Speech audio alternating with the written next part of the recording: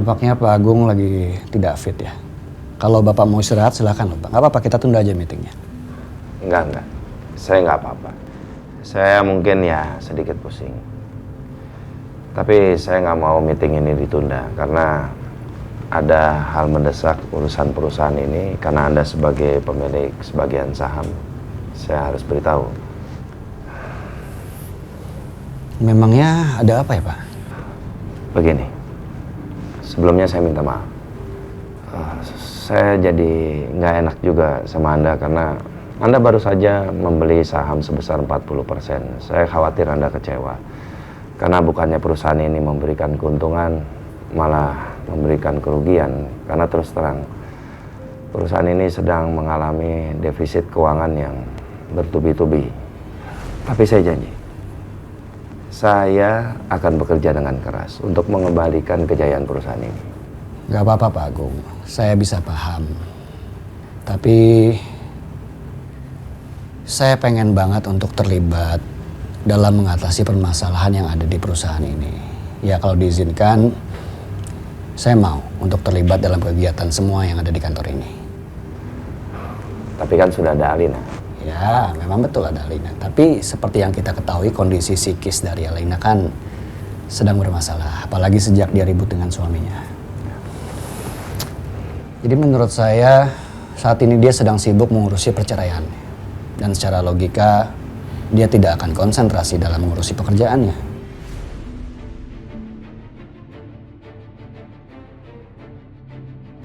Terlalu banyak rahasia perusahaan yang nggak boleh bocor ke orang lain.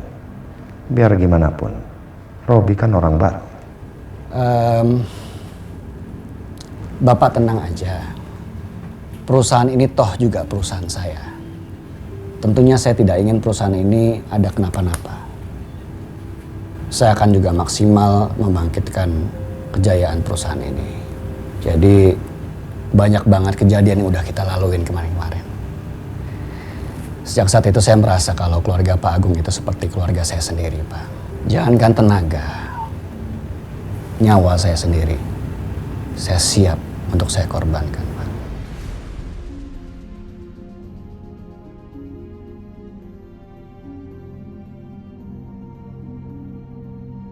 Iya juga sih. Kalau dia punya niat jahat, nggak mungkin dia mau nyelamatin aku kemarin. Karena itu bahaya banget. Sepertinya Robi bisa dipercaya. Apalagi yang harus ditunggu? Saya akan umumkan kepada para staf. Anda di sini aja dulu. Nanti saya suruh sekretaris untuk panggil Anda ke ruang meeting, ya?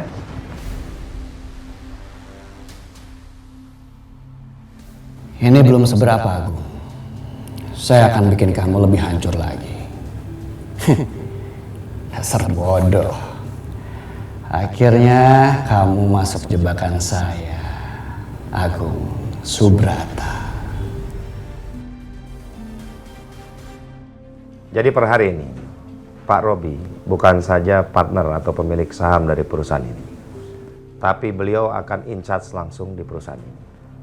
Dia akan bantu untuk memajukan perusahaan ini. Jadi saya mohon sama kalian semua, support, beri bantuan yang diperlukan oleh Pak Robi. Jelas? Baik, Pak. Nah, Indah, dibagikan. Apa yang akan dibagikan oleh sekretaris saya, itu adalah berkas-berkas dari klien yang potensial, yang pernah bekerja sama dengan kita. Termasuk profil, kelebihan maupun kekurangan mereka. Jadi tolong dipelajari secara cepat. Saya nggak mau perusahaan ini mengalami defisit keuangan yang berlarut-larut. Lalu copy berkas-berkas itu satu persatu berikan kepada Pak Robi supaya bisa dipelajari dan ditangani secara langsung. Oke? Baik, Pak. Baik, Pak. Saya akan hancurkan perusahaan ini dari dalam. Sebentar lagi, Agung Subrata.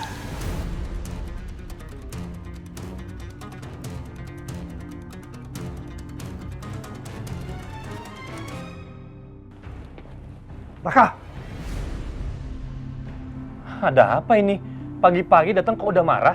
Sampai di mana progres balas dendam kamu ke Agung lewat Kejora, ha? Kenapa sampai sekarang nggak ada pergerakan? Apa karena kamu kebawa perasaan? Apa karena kamu cinta sama Kejora, ha? Enggak. Aku sama Kejora cuma sahabatan aja kok. Kamu jangan bohongin Papa. Memangnya kamu pikir Papa anak kecil? Papa tahu kamu cinta sama Kejora. Makanya kamu jadi lemah, Raka. Kamu lebih memilih melihat mama kamu tersiksa dibanding kamu balaskan dendamnya ke Agung lewat Kejora. Kamu lebih milih nyakitin mama kamu, ya? Pak, aku akan balas dendam ke Agung tanpa melibatkan Kejora. Dan aku minta Papa jangan melibatkan Kejora sedikit pun dalam masalah ini, Pak. Kejora nggak salah, tapi orang tuanya yang salah. Papa ngerti dong.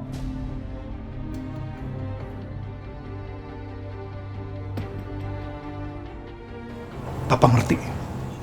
Lalu kapan kamu mau bergerak, hah? Papa tunggu aja saatnya. Saat yang tepat, aku balas dendam ke Pak Agung. Alah, kelamaan, Raka.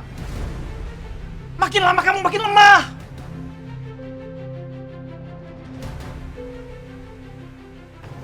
Dengar ya, Kalau kamu nggak bergerak juga, Papa sendiri akan balas dendam ke Agung lewat Kejora.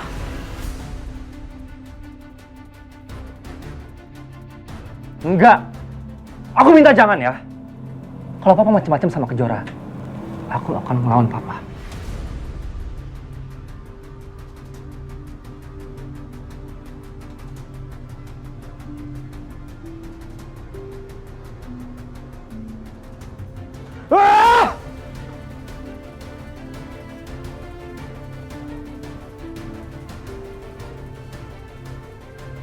Aku harus jaga Kejora dari Papa. Kalau memang mau balas dendam, itu hanya ke Pak Agung, jangan ke Kejora.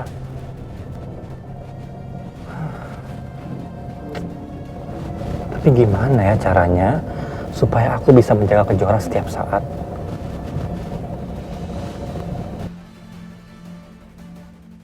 Kejora harus jadi pacar aku.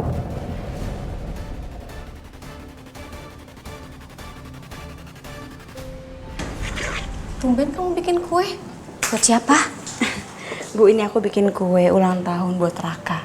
Dia hari ini ulang tahun, Bu. Tapi dia nggak pernah ingat, Bu, sama ulang tahunnya. Dari tahun ke tahun, nggak pernah ingat, Bu. Ya, mungkin dia sibuk sama ibunya. Ngurusin ibunya kan yang lagi sakit. Jora, ibu tuh kasihan banget sama Raka. Dia tuh anak baik loh.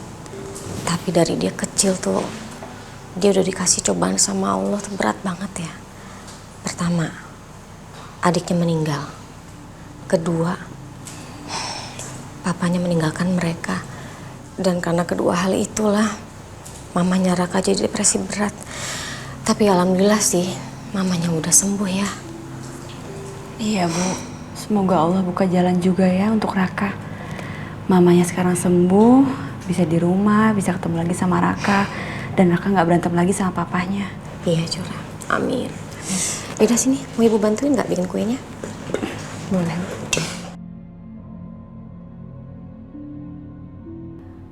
Kenapa Adit sama Kak Alina harus pisah? Aku jadi ngerasa bersalah. Jora, kamu kenapa? Kamu kepikiran sama Fajar ya, yang masih dicari sama detektif? Enggak, Bu. Terus kamu mikirin apa dong? Aku cuma mikirin apa kehadiran kita lagi di sini tuh bikin beban ya, Bu, bikin masalah lagi. Apa itu salah? Apa kita ketemu sama papa lagi itu juga salah, Bu? Seharusnya kita nggak ada di sini. Kita harus menghilang selamanya, Bu. Kalau perlu kita nggak perlu sama papa lagi. Kita nggak perlu ketemu sama papa. Shh. Kok kamu mikirnya gitu sih, sayang? Jora, selama ini tuh kita selalu menghindar dari papa kamu dan keluarganya. Kita juga nggak pernah maksa kok buat ketemu sama mereka. Tapi kalau memang pada akhirnya kita tetap harus ketemu sama papa kamu dan keluarganya, itu semua udah jalan dari Allah, sayang. Dan jalan dari Allah itu nggak pernah salah. Kamu harus tahu itu. Iya, aku tahu, Bu. Tapi sejak kemunculan aku, Kak Alina sama Adit berantem lagi. Dan sekarang mereka mau pisah. 1 minggu lagi mereka mau pisah, Bu.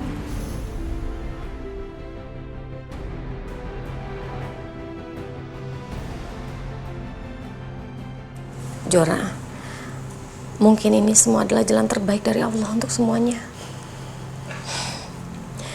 Kita nggak pernah tahu kan apa rencana Allah ke depannya. Yang pasti selalu ada hikmah di balik semua kejadian. Contohnya soal Fajar. Kalau Allah nggak buka jalannya, kita nggak akan tahu sampai sekarang kalau ternyata Fajar masih hidup, ya kan?